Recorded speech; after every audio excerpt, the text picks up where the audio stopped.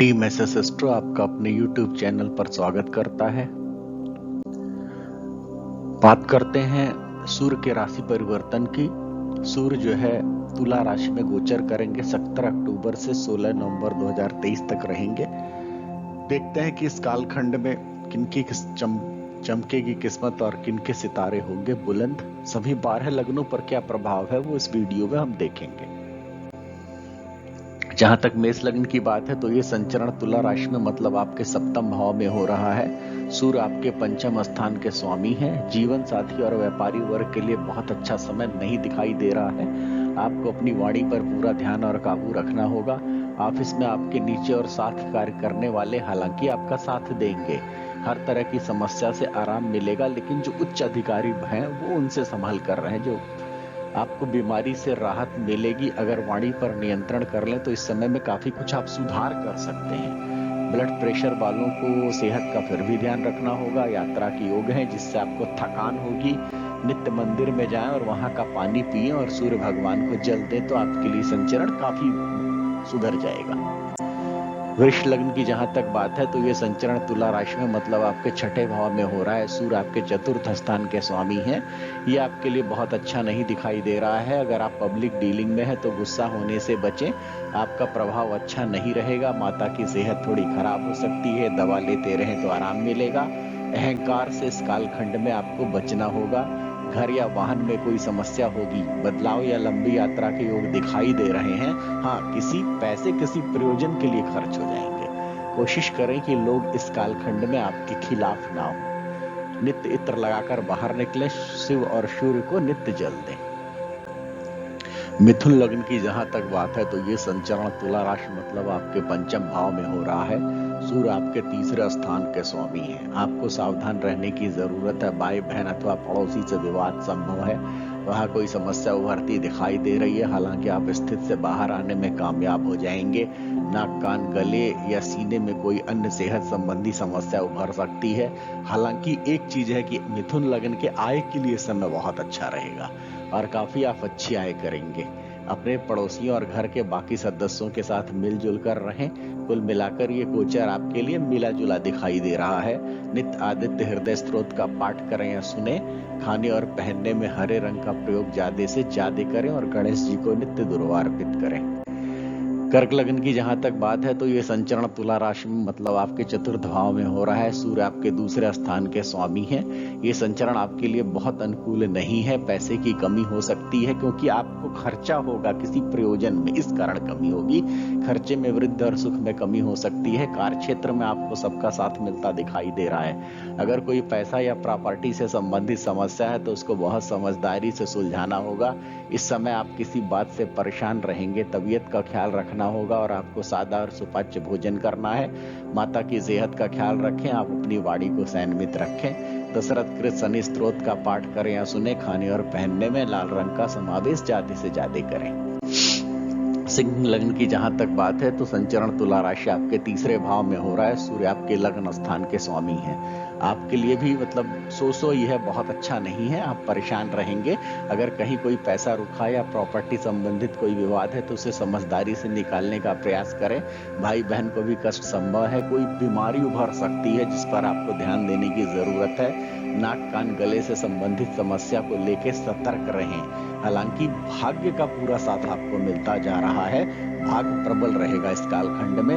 31 अक्टूबर के बाद आपकी सभी स्थितियां संभल जाएंगी। शनि स्त्रोत का पाठ करें या सुने। केसर का तिलक लगाएं। खाने और पहनने में पीले रंग का समावेश ज्यादा से ज्यादा करें। किसी को काली ड्रेस पहनने के लिए परिवार से बाहर गिफ्ट करें। कन्या लग्न की जहां तक बात है तो तुला राशि मतलब आपके दूसरे भाव में हो रहा है और 12वें स्थान के स्वामी हैं। आपके लिए सामान्य दिखाई दे रहा है। आय भी होगी, व्यय भी होगा। तबीयत भी थोड़ी बहुत खराब होगी, सावधान रहें। जीवन साथी से भी अनबन होगी और उसका व्यवहार उग्र रहेगा, उससे भी बच लेंगे आप, बचना ही होगा। कहीं लंबी यात्रा के योग बन रहे हैं। पैसे का खर्च बढ़ेगा। जो लोग घर से दूर हैं उनकी तरक्की होती दिखाई दे रही, ये इंपॉर्टेंट है। जो दूर है या विदेश में है उनके लिए बेहतरीन। कुछ नया करने का प्लान बनाएंगे। अगर बना चुके हैं तो उस पर कार्य करेंगे। अचानक कोई खर्च सामने आ सकता है। 1 दर्जन पीला केला प्रत्येक गुरुवार को दान करें। हरापन नहीं होना चाहिए बिल्कुल। और प्रत्येक शनिवार को सरसों का तेल चढ़ाएं पीपल के नीचे। शमी के पर भी जला सकते हैं तो बेहतर होगा। तुला लग्न की जहां तक बात है तो ये संचरण तुला राशि में मतलब आपके प्रथम भाव में हो रहा है और आपके ग्रह में स्थान के स्वामी है। अच्छा, ठीक ठाक सामान्य आय संबंधी दिक्कत आ सकती है, कुछ कार्यस्थल पर भी टेंशन बढ़ सकती है, तबीयत खराब होने के पूरे योग है, बुखार, सिर दर्द या मिलती जुलती समस्या हो सकती है। यात्रा ना करें, आपको हर तरफ से सावधानी रखनी होगी। वाणी पर नियंत्रण, जो लोग विदेश या घर से दूर हैं उनके लिए भी बेहतरीन। नित्य सूर्य को जल दें, हरे रंग का प्रयोग खाने और पहनने में करें, निश्चित तौर पर यह संचरण आपके लिए अच्छा होगा। वृश्चिक की जहां तक बात है तो तुला राशि में आपके 12वें भाव में हो रहा है और 10वें स्थान के स्वामी हैं। आपके लिए मिला जुला है। नौकरी और व्यापार के सिलसिले में घर से दूर जा सकते हैं, आपके काम की भी तारीफ होगी, सम्मान भी मिलेगा। ट्रांसफर अथवा दूर की यात्रा के योग भी दिखाई दे रहे हैं। कोई पेट संबंधी दिक्कत उभर सकती है, शत्रु अपने आप नष्ट हो जाएंगे। कोई पुरानी बीमारी है तो उसमें आराम मिलेगा। नित्य विष्णु सहस्त्रनाम और दशरथ कृत शनि स्तोत्र का पाठ करें या सुने और केसर का तिलक लगाएं। खाने और पहनने में पीले रंग का समावेश ज्यादा से ज्यादा करें।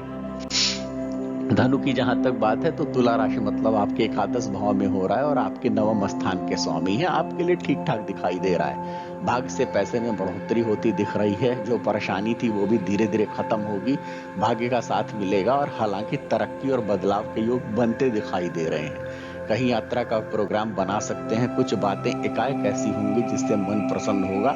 इस समय का लाभ उठाएं। कार्यस्थल और समय अच्छा दिखाई दे रहा है। धनु वालों को अब सीधे से समझदार बनने का समय आ गया है। दिमाग से काम लें और अपने लिए अच्छा सोचें और अपने लिए ध्यान दें। नित्य विष्णु सहस्त्रनाम और दशरथ स्तोत्र शनि का पाठ करें और सुने। खाने पीने में पीले रंग का समावेश ज्यादा से ज्यादा करें। हो सके तो एक जोड़ी काली प्लास्टिक की चप्पल किसी को दान दें। मकर लग्न की जहां तक बात है तो इसका तुला राशि में आपके 10वें भाव में हो रहा है और सूर्य आपके 8वें स्थान के स्वामी हैं। आपके लिए भी बहुत ठीक नहीं दिखाई दे रहा है क्योंकि अष्टमेश हो जा रहे हैं। कार्यस्थल पर विवाद हो सकते हैं। पिता की तबीयत पर ध्यान देना होगा। किसी से भी वाद विवाद में ना उलझें। नाभि से लेकर घुटनों तक कोई समस्या उभरती दिखाई दे रही है। माता की तबीयत में सुधार होगा, किंतु अगर ब्लड प्रेशर की मरीज है माता तो उनको दवा नियमित रूप से दीजिए। नित्य गणेश चालीसा और दशरथ कृत शनि स्तोत्र का पाठ करें या सुने। पीला केला जो कि बिल्कुल हरा ना हो, हरापन बिल्कुल ना हो, उसको दान करें गुरुवार को। कुंभ लग्न की जहां तक बात है तो संचरण तुला राशि में मतलब आपके 9वें भाव में हो रहा है और ये 7वें स्थान के स्वामी है। आपके लिए मिला जुला है। नौकरी व्यापार में ऐसा कुछ होगा जो आपको पसंद आएगा।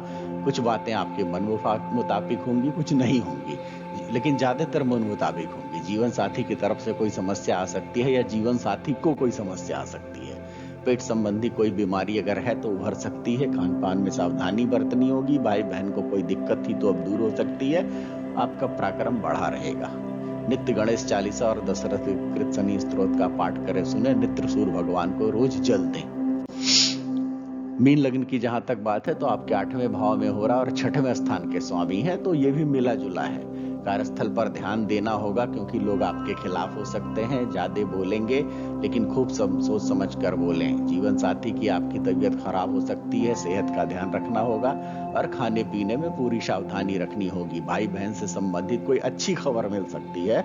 कुछ ऐसा ना बोलें जिससे विवाद बने। कोई बीमारी परेशान करेगी। जो चल रहा है आपका पेट से लेके घुटनों के बीच, ध्यान रखिए। और बार बार मैं कहता हूं नित्य विष्णु सहस्त्रनाम का पाठ करते रहिए, सुनते रहिए। बहुत सारी परेशानियां आपकी दूर हो जाएंगी। खाने और पहनने में पीले रंग का समावेश ज्यादा से ज्यादा करें। गाय को रोटी और गुड़ गुरुवार को खिलाएं तो बहुत लाभ होगा।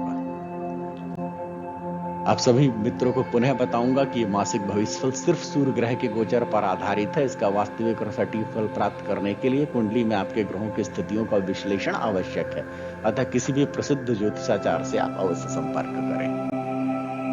टीम एसएस एस्ट्रो की तरफ से निवेदन है कि इस चैनल को लाइक करें, सब्सक्राइब करें, शेयर करें। ज्यादा से ज्यादा संख्या में बेल आइकन दबा के ऑल नोटिफिकेशन करें और आपके जितने भी व्हाट्सएप ग्रुप या सोशल मीडिया पर संभावना है इसके लिंक को शेयर करें इस आग्रह के साथ कि वो भी इस चैनल को सब्सक्राइब करें।